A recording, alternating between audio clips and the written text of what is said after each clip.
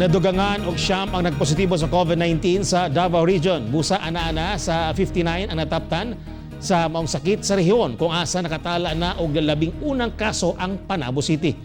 Ano ang report ni Argel Relator?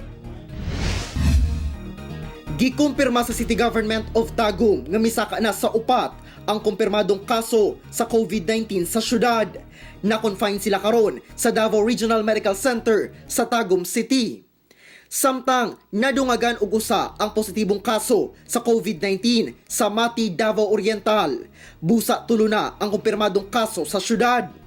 Duha ka semana ang nilabay diyang nakabati og sintomas ang babaeng pasyente kinsa taga Mati City. Wala kini travel history gawas sa Mati ug posibleng natakdan kini sa unang duha kaso sa syudad nga sila si patient 1514 ug patient 1516. I-confine siya sa DRMC. Naila na sab ang mga kontak sa pasyente ug asymptomatic silang tanan karon. Samtang ginahulat na lang ang resulta sa unang duha kaso sa Mati kung negatibo na ba sa COVID-19. Busa karong tulo na ang kaso sa COVID-19 sa syudad. Dunay pahimangno ang Mati LGU. Definitely we will be enforcing the quarantine lockdowns mas stricto.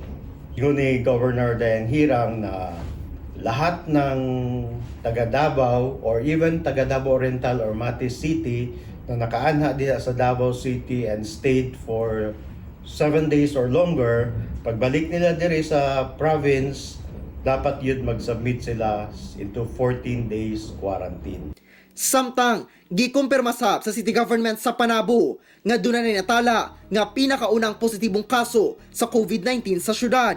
Usa ka 52-year-old nga lalaki nga dunay biyahe gikan Manila padulong sa Jansan niadtong March 14 ug niabot kini sa Panabo City niadtong March 15. Nakasinati kini og ubo niadtong March 18 ug gi-capture sa Panabo City Health Office.